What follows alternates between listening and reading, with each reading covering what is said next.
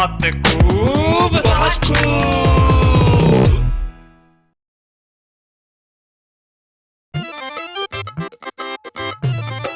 बहुत खूब। क्या बात है?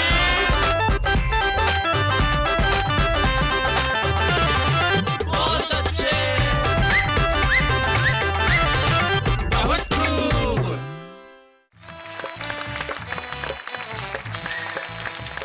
नमस्कार, आदाब, खुश आमदीद। मैं हूं आपका दोस्त। मुझे आप बहुत अच्छी तरह जानते हैं, लेकिन नाम बताने में क्या हर्ज है? जिंदगी में नाम बता देना चाहिए। मेरा नाम है शैलेश लोढ़ा। आप बहुत अच्छी तरह जानते हैं क्योंकि मेरे साथ आप हंसते हैं, मुस्कुराते हैं, खुश रहते हैं। लेकिन नाम बताने में जिंदगी में कई बार दिक्कत भी हो जाती है। मुझे याद है, मैं एक प्रोग्राम के लिए, एक शो के सिलसिले में जापान गया, तो जैसा कि जाहिर है जापानीज होटल में मुझे ठहराया गया। मेरे दोस्त ने मुझे ऐसी होटल में ठहराया जहां हर व्यक्ति जापानी था। तो जैसे ही मैं कमरे में पहुंचा, आप जानते हैं बड़ी बड़ी अच्छी अच्छी होटलों के अंदर कमरे के किराए में ब्रेकफास्ट शामिल होता है। तो मैं बड़ा बेसब्री से उस ब्रेकफास्ट का इंतजार कर रहा था कि कब वो कमरे में आया और मैं उसे लंच में तब्दील कर दूं।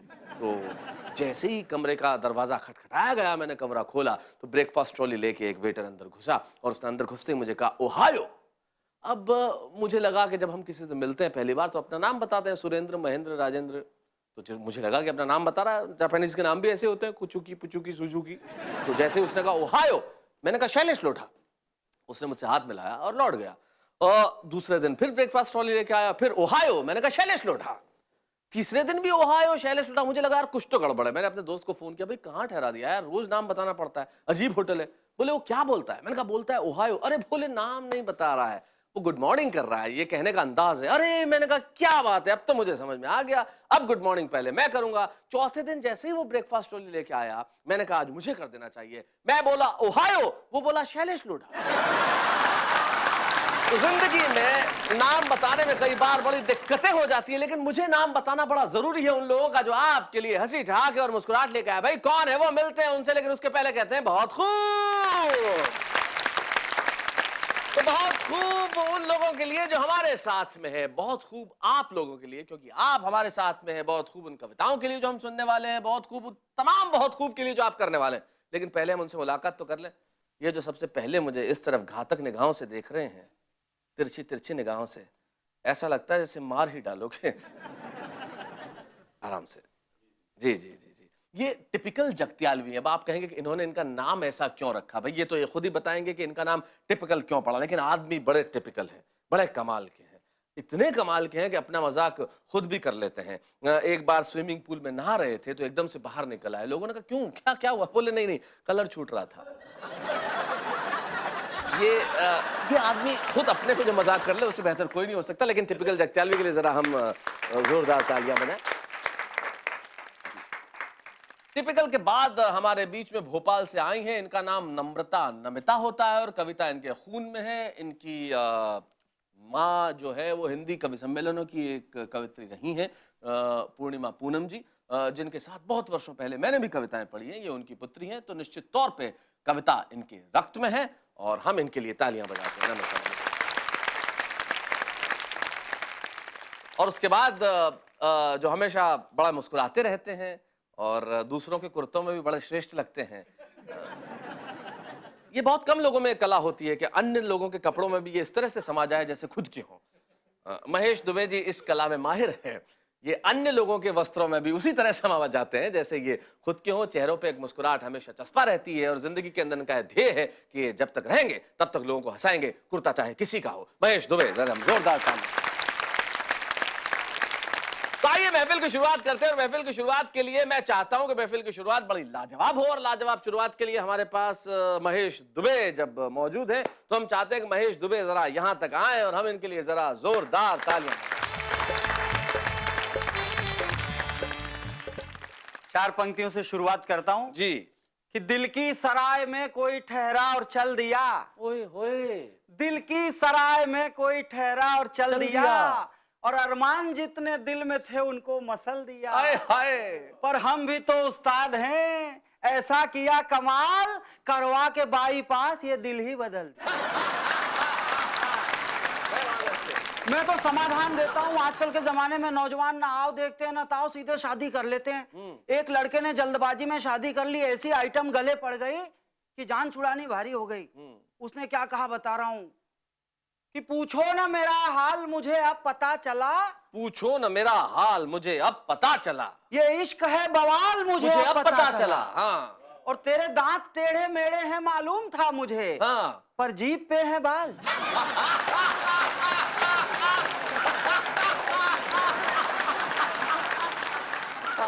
अच्छा ये कैसे पता चला?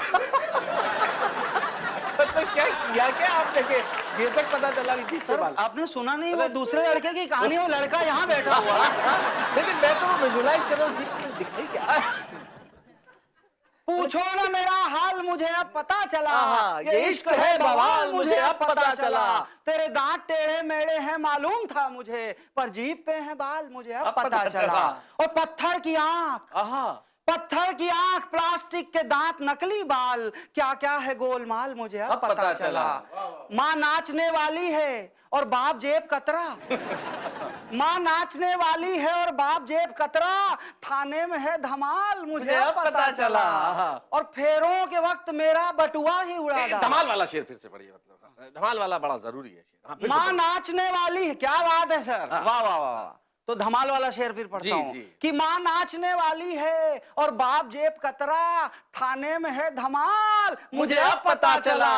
और फेरों के वक्त मेरा बटुआ ही उड़ा डाला, फेरों के वक्त मेरा बटुआ ही उड़ा डाला, सालों का ये कमाल मुझे अब पता चला।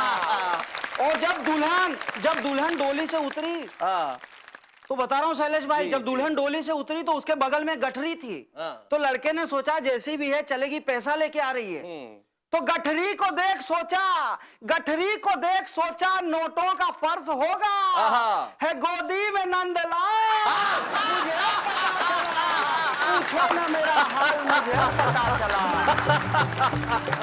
भाई क्या बात है भाई, बड़ा मुबारक हो आपको कि साथ में नंदबल लाल भी मिला आपको। हाँ। इसे कहते हैं जिंदगी में बगैर परिश्रम किए फल प्राप्त करना। ईश्वर करे कि ऐसा ना हो किसी के साथ भी, लेकिन जिंदगी में ऐसा होता है। तो ऐसी विशेषताओं से जब किसी को दुल्हन मिले तो उसकी जिंदगी का क्या हाल होगा। मैं जानता हूं आपकी दुल्हन बड़ी अच्छी है, आपकी बीवी बहुत अच्छी है, आपको चाय बना के भी पिलाती है, लेकिन बीवियां जितनी भी जिंदगी में होती है, जब वो चाय पिलाती है तो साथ में कुछ अनुरोध भी करती है। वो आपकी पत्नी आपसे क्या अनुरोध करना चाहती है, उसके लिए आपको देना पड़ेगा थोड़ा सा वक्त। अगर मैं आपको वक्त दे नहीं सकता, मेरे पास जरा से कुछ सेकंड्स है, मैं जाता हूं और लौट के आता हूं, तब तक अपनी अपनी बीवी से बात कीजिए और सोचिए कि आगे आपको क्या करना है। और अपनी बीवी के साथ खुश रहना है तो उसके चरण पकड़ के कहिए कि भाई जिंदगी में तुझसे बेहतर कोई नहीं, तू है बहुत खूब। बहुत खूब। आ गए हम फिर से। समझिए, अपनी अपनी बीवियों को समझा दीजिए कि जिंदगी में रोने धोने वाले सीरियल न देखें और यहाँ पे आ जाएं आपके साथ। वो अभी आपके साथ ही हैं, लेकिन आंसू बहाने से हमेशा बेहतर है जिंदगी में मुस्कुराना। या तो दीवाना हंसे, किसी शायर ने बहुत बढ़िया कहा है, या तो दीवाना हंसे या वो जिसे तौफीक दे, वरना इस दुनिया में आके मुस्कुराता कौन है। और आप और हम बैठ के मुस्कुरा रहे हैं, मतलब हमने बड़े अच्छे कर्म किए होंगे, हमारे भाग्य हमारे साथ हैं, ईश्वर ने हमें आशीर्वाद दिया। चलिए चलिए, मैं प्रवचन देने के मूड में नहीं हूं, मैं बुलाना चाहता हूं उन्हें जो यहाँ पे आएंगी और वो भी आराधना करेंगी। लेकिन आज उन्होंने मुझे ये कहा है कि वो देश की खादी की नहीं लेकिन खाकी वर्दीधारी की एक विशिष्ट आराधना करना चाहती हैं। और इस देश के जो खाकी वर्दीधारी हैं वो आराधना के योग्य हैं। मैं उन सब के चरणों में प्रणाम करता हूं, क्योंकि उनके चरण उनके आचरण से बेहद अच्छे हैं। लेकिन मैं चाहता हूं कि नम्रता नमिता स्वयं आए और वो स्वयं ये अर्चना करें। हम जोरदार ताली से स्वागत करें नम्रता। आज के हालात को देखते हुए शैलेश जी, 4 पंक्तियां पढ़ने का मन है मन है तो पढ़ दो कि चारों तरफ है रिश्वतखोरी, रोज नया घोटाला है। जी।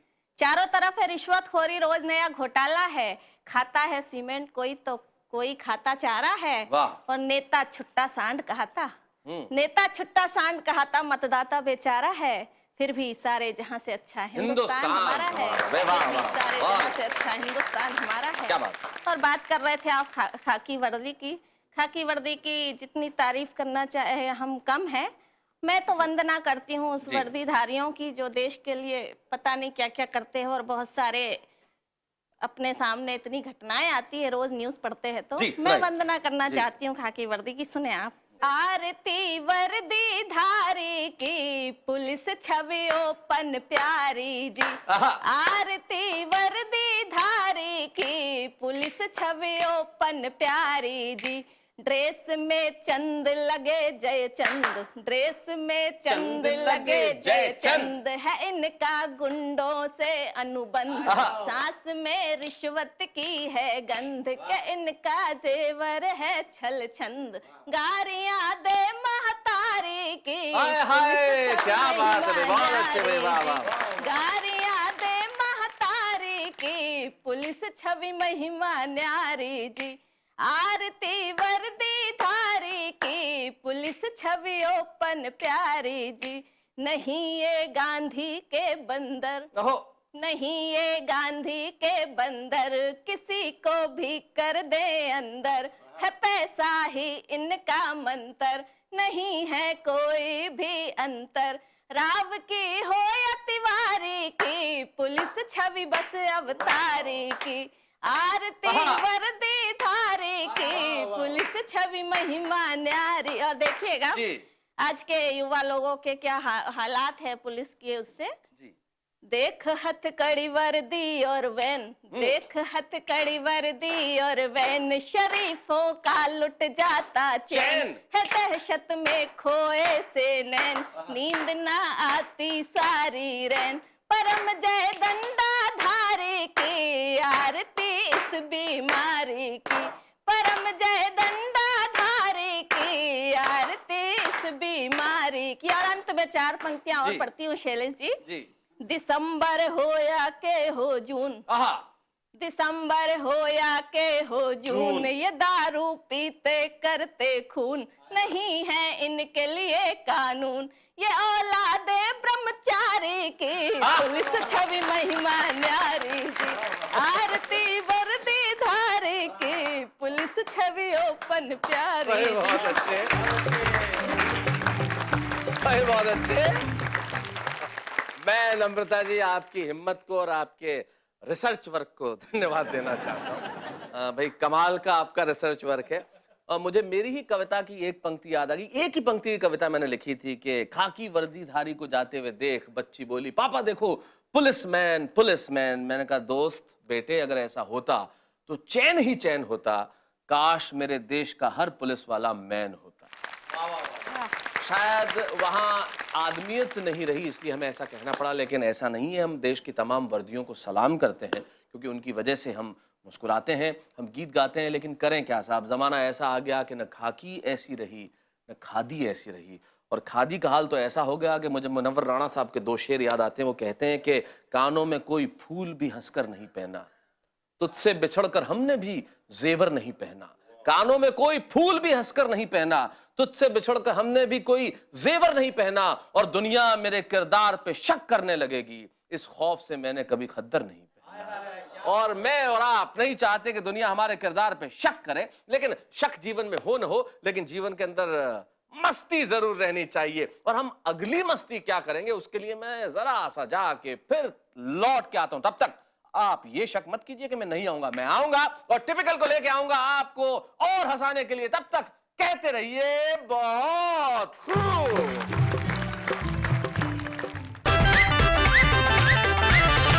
बहुत खूब। बहुत खूब लौट आए हम फिर से। हम जाते भी कहाँ, आपके बिना हम कहीं रह नहीं सकते। आपसे दूर रहना बड़ा मुश्किल काम है साहब। हम कहीं भी चले आए लौट के तो यहीं आएंगे आपके पास ये कहने के लिए कि जिंदगी बड़ी खूब है। और आपके साथ ये जिंदगी और भी खूबसूरत हो जाती है। कई लोग होते हैं जो कमाल के खूबसूरत होते हैं, जैसे टिपिकल जगत्यालवी। इनकी खूबसूरती के चर्चे सारे हिंदुस्तान में हैं।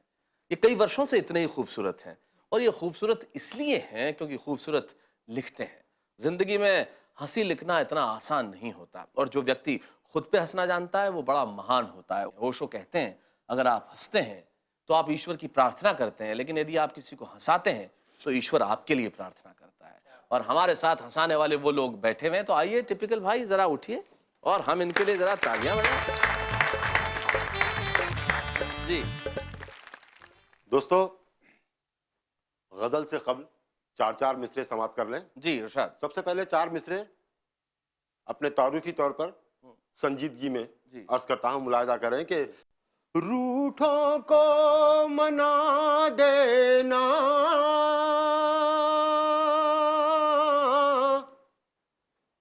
बिछड़ों को मिला देना,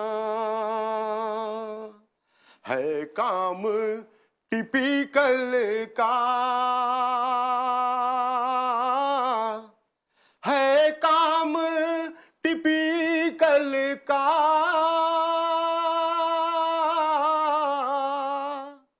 रोतों को हंसा देना। बहुत अच्छे, बहुत बढ़िया, वाह वाह वाह, बहुत अच्छा टिपिकल भाई, बहुत बढ़िया, बहुत अच्छा।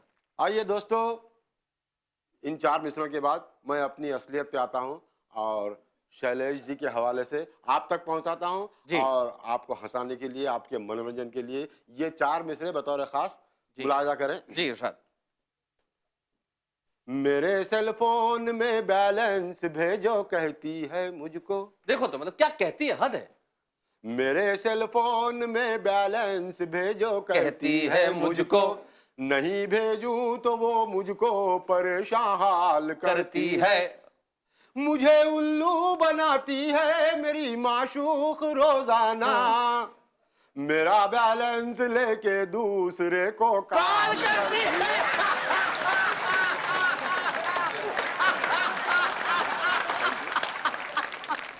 भाई कमाल है, हिंदुस्तान की जितनी माशूकाएं हैं टिपिकल, वो यही करती हैं। जी जी जी। सख्त मुश्किल में पड़ गया यारो, सख्त मुश्किल में पड़ गया यारों, सख्त मुश्किल में पड़ गया यारो, साथ रहता है छोकरा उसका। बड़ा कमाल की चीज है। सख्त मुश्किल में पड़ गया यारो, साथ रहता है छोकरा उसका, साथ रहता है छोकरा उसका। वो बनी मेरी दूसरी बीवी, वो बनी मेरी दूसरी बीवी, मैं भी शौहर हूँ तीसरा उसका। अरे बची नहीं यार। तीसरा शौहर जब भी होता है तब सीटी नहीं बजती। और 4 मिसरे मुलाहिजा करें। जी इरशाद। ये क्या किस्मत हुई उनकी, बुढ़ापे में हुई शादी। लो, ये क्या किस्मत हुई उनकी, बुढ़ापे में हुई शादी। मिजाज अपनी जगह लेकिन हर एक शय कायदे में है। दुल्हन जब से घुसी घर में, दुल्हे राजा है मुश्किल में। दुल्हन जब से घुसी घर में, दुल्हे राजा है मुश्किल में। हुआ नुकसान दुल्हे का, पड़ोसी फायदे में।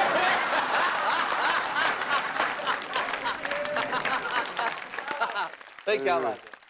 और दोस्तों एक गजल, मुकम्मिल गजल इरशाद। मुलाहिजा करें। इरशाद। मतलब पेश खिदमत है।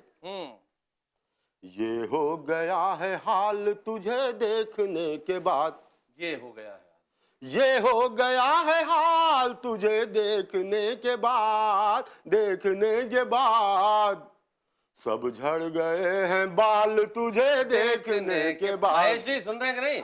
सब झड़ गए हैं बाल तुझे देखने के बाद। और हुस्न मतलब देखें। जी इरशाद। गलती नहीं है दाल तुझे देखने के बाद, गलती नहीं है दाल, गलती नहीं है दाल तुझे देखने के बाद, देखने के बाद। क्या खाऊं शीर माल तुझे देखने के बाद। वाह वाह वाह। क्या खाऊं शीर माल तुझे देखने के बाद। और शेर देखें कि तू भूतनी है या कोई भटकी हुई चुड़ैल। है? पर ये शेर आप नम्रता जी क्यों देख के क्यों कहते हो? तू भूतनी है या कोई भटकी हुई चुड़ैल, भटकी हुई चुड़ैल। आने लगा ख्याल तुझे देखने के बाद, आने लगा ख्याल तुझे देखने के बाद। और शेर देखे कि जो चाहेगा तुझे वो जहन्नुम में जाएगा, जो चाहेगा तुझे वो जहन्नुम में जाएगा, जहन्नुम में जाएगा। निकला है ऐसा फाल तुझे देखने के बाद। पीटा पटक पटक के तेरे भाई ने मुझे, लो, पीटा पटक पटक के तेरे भाई ने मुझे, पहुंचा मैं अस्पताल तुझे देखने के बाद, वाह वाह वाह, पहुंचा मैं अस्पताल तुझे देखने के बाद। और मख्ता मुलाहिजा करें कि जी, जी। तुझसे मिला न था तो टिपिकल मजे में था, वाह, तुझसे मिला न था तो टिपिकल मजे में था, टिपिकल मजे में था। अब हो गया निढाल तुझे देखने के बाद, अब हो गया निढाल तुझे देखने के बाद। आप उम्र के उस दौर में हैं जहाँ सिर्फ देखने से निढाल हो जाते हैं। ये हो गया है हाल तुझे देखने के बाद, सब झड़ गए हैं बाल तुझे देखने के बाद। भाई क्या बात है